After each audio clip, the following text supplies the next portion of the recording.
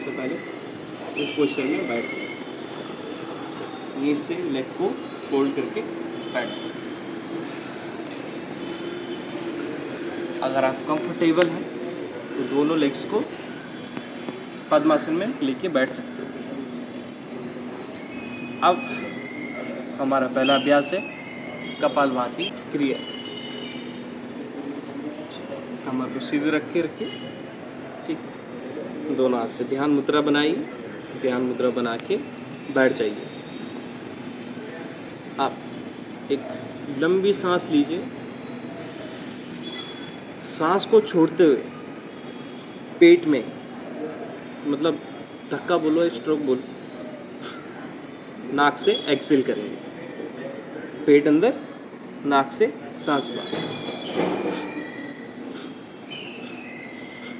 एक बार करके दिखाओ, मूवमेंट नहीं होगा, ओनली एब्डोमेन। एक बार मैं तुम्हें दिखाता हूँ, ये ठीक है, इनहेल एक्सेल।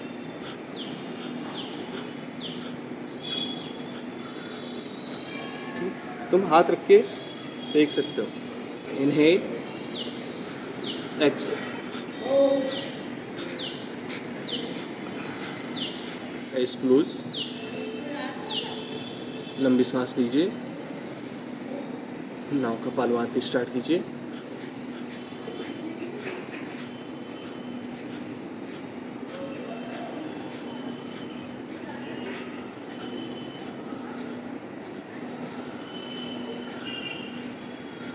अभी हम जानेंगे कपालभाति के लाभ। पहला लाभ यह है कि ये हमारे डाइजेशन में इम्प्रूव करता है, पाचन क्रिया को अच्छा करता है, जो हमारी जठराग्नि होती है उसे इम्प्रूव करती है और जिससे हमारा डाइजेशन बेहतर होता है। देखिए, हम डायरेक्टली कभी अपने पेट में मालिश नहीं कर सकते, हम कपालभाति के थ्रू जो हमारे ऑर्गन है अंदर, ठीक, स्टमक हो गया, लिवर हो गया, इंटेस्टाइन हो गई, उनमें एक मसाज पहुंचती है इससे, जिससे वहाँ पे खून का सर्कुलेशन बढ़ता है, ठीक है, और वहाँ पे जो प्रोसेस है इन डाइजेशन का वो इम्प्रूव होता है। तो कपालभाति से हमारा बेली फैट भी कम होता है, क्योंकि मोस्टली देखो पेट बाहर है सबका, तो कपालभाति करेंगे तो उसका असर यहाँ पे भी पड़ेगा। जिसका बीपी कम रहता है उसका बीपी इससे हाई होता है, तो यहाँ पे बीपी को स्टेबल करने में भी कपालभाति यूज़ कर सकते हैं। कपालभाति तमाम प्रकार के रोगों के लिए रामबाण उपाय है। कपालभाति से हमारा इंसुलिन या हम कहें डायबिटीज़ में ये उपयोगी होता है, ये कफ को भी सही करता बॉडी में। आइए जानते हैं किन किन लोगों को कपालभाति नहीं करना है। जिनका बीपी पहले से ही हाई है वो लोग इसमें सावधानी बरतें, क्योंकि कपालभाति बीपी को हाई करता है। और हार्ट डिजीज़, जिन लोगों को हार्ट की प्रॉब्लम है वो इसमें सावधानी बरतें, उनको यह नहीं करना चाहिए।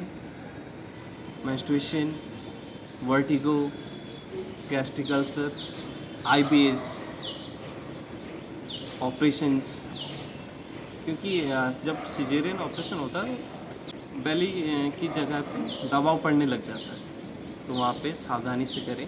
एटलीस्ट 3 मंथ या 6 मंथ का वेट करके कपालभाति का अभ्यास कर सकते हैं। सबसे पहले दंडासन में बैठिए। पहला अभ्यास हमारा वक्रासन है। अपने बाएं लेग को फोल्ड करिए। बाएं लेग को फोल्ड करने के बाद ध्यान रखिए कि आपका लेग आपके घुटने के बराबर में होना चाहिए। बाएं लेग को फोल्ड करने के बाद अपने दाएं हाथ से बाएं लेग को आगे से ग्रैब करिए और आगे से इसे पकड़ते हुए एकदम टाइटली दूसरा हाथ पीछे सपोर्ट में रखें, जिससे अपनी स्पाइन को सीधा करें, कमर को सीधा रखेंगे, यहाँ से ट्विस्टिंग करें, पूरा यहाँ से पेट को बाहर खींच के अपने चेस्ट को घुमा के पीछे की तरफ देखेंगे और यहाँ पे होल्ड करें। नाउ इसके बाद यहाँ पे कपालभाति करिए।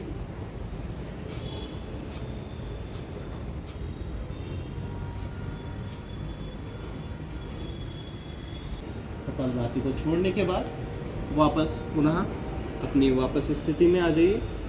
ऐसे हाथ को वापस ले आइए, दूसरे हाथ को खोल लीजिए और पैर को सीधा करिए। यही आसन दोबारा दूसरे पैर से करिए। दूसरे लेग को बैंड करिए, दाहिने पैर को मोड़ दीजिए, बाएं हाथ से आगे से पकड़िए, दाहिने हाथ को पीछे रखिए सपोर्ट में, कमर सीधी और पीछे भी स्पाइन पे दोबारा कम से कम 10-20 बार।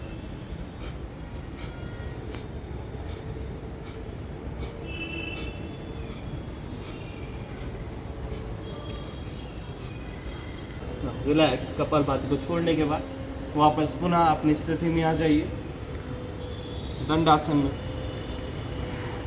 देखिए, जो हमने वक्रासन किया इसके कई लाभ हैं शरीर को।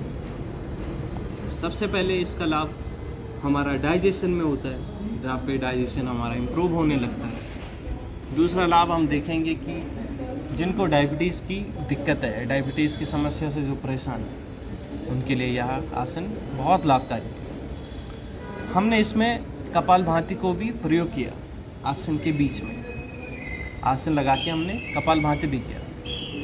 इससे इस आसन में दुगना फ़ायदा होता है। जिनको डाइजेशन का दिक्कत है, जिनको मधुमेह रोग है, जिनको एसिडिटी रहती है, उनके लिए यह आसन बहुत लाभकारी है। आज हम देखते हैं कि आए दिन में हर किसी को फैटी लिवर की शिकायत होती है, तो यह फैटी लिवर में भी बहुत उपयोगी आसन। इसके अलावा हम जानेंगे कि जिस प्रकार हम आसन करते हैं, इसमें हमारी कमर सीधी हो रही है, स्पाइन का मूवमेंट हो रहा है, जिससे कि हमारा पोस्चर करेक्शन होता है।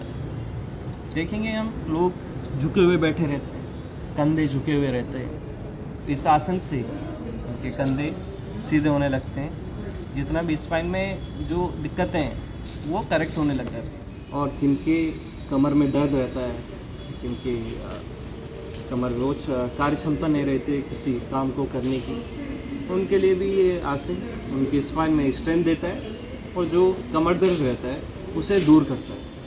और इसके अलावा यह आसन हमारे फ्लेक्सिबिलिटी को गेन करने में मदद करता है, मांसपेशियों में लचीलापन लाता है। इस आसन में हम यह लिमिटेशन देख सकते हैं कि जो हमने इस आसन में आके कपालभाति किया, जो कपालभाति की लिमिटेशन है, जो उसकी सावधानियाँ, वही सावधानियाँ हम इस आसन में देखेंगे। और जिनकी कमर में ज़्यादा चोट हो, हाल या चोट लगी हो, वह इस आसन को ना करें। सबसे पहले दंडासन में बैठ जाइए, स्पाइन को स्ट्रेट करके धीरे धीरे यहाँ से लेग को फोल्ड करिए। लेफ्ट लेग को फोल्ड करके हिप के नीचे, फिर दूसरा लेग फोल्ड करके हिप के नीचे। यहाँ पे आके दोनों एंकल को फ्लैट करके एंकल के ऊपर बैठ जाइए। कमर सीधी, यह स्थिति हमारी वज्रासन की स्थिति। और वज्रासन में आके दोनों हाथों को इंटरलॉक करिए। दोनों हाथ को इंटरलॉक करने के बाद नाभि के ऊपर रखिए, जैसे लेफ्ट राइट, और नाभि के ऊपर हाथ आ जाए। अब यहाँ से मंडूकासन का अभ्यास करते हैं। यह मंडूकासन की स्थिति है। यहाँ पे सांस लीजिए और सांस को छोड़ते हुए धीरे धीरे धीरे धीरे नीचे फोरहेड को टच करने का प्रयास करेंगे। ऊपर उठते सांस को लेंगे, सांस को छोड़ते हुए नीचे जाइए। सांस लेते हुए ऊपर। जिनमें मोटापा रहता है, जिनका पेट बाहर रहता है, वो अधिकतर हाफ बैंड ही कर पाते हैं। इससे कोई फर्क नहीं पड़ता, क्योंकि यहाँ पे हमें प्रेशर यहाँ पे फील होना चाहिए। कोई हाफ बैंड हो रहा है तो उसकी कोई दिक्कत नहीं, लेकिन कोशिश करेंगे यहाँ पे कि फोरहेड को पूरा नीचे टच करें।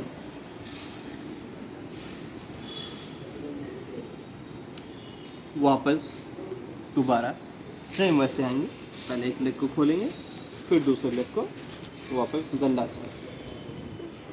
मंडूकासन के हम लाभ जानेंगे। मंडूकासन मधुमेह रोगियों के लिए बहुत लाभकारी है। जिन लोगों को शुगर है उनके लिए यह आसन बहुत अत्यधिक महत्वपूर्ण है।